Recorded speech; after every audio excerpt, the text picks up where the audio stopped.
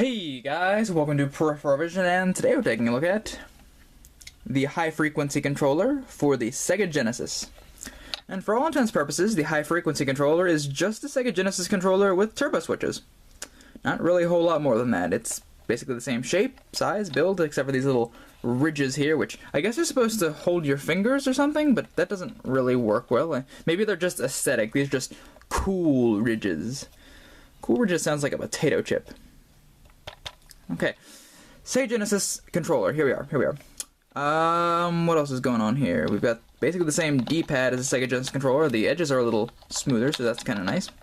The turbo switches themselves are pretty standard. We've got auto fire, turbo, and normal. For those that don't know, auto fire automatically fires, turbo rapidly fires when you press the button, and normal is normal. They even have one for the pause button, which is supposed to simulate slow motion, which is kind of a relic of the 8-bit era, but that's pretty much it. I will say there's one thing that I think is sort of odd about this controller. With turbo buttons, I've always associated them more with fighting games. I think they were always that are used in a fighting game scenario.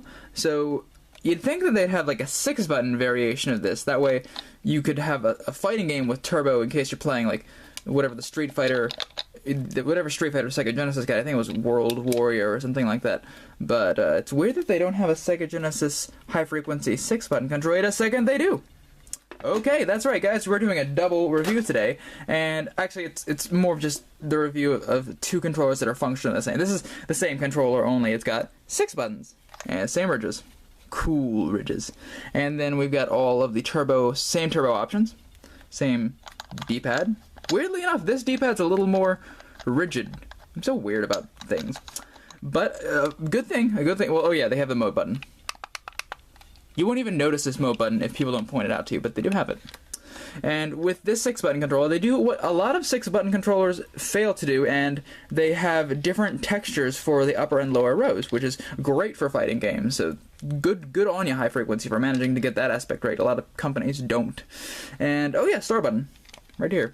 Same little pill-shaped start button as they all are.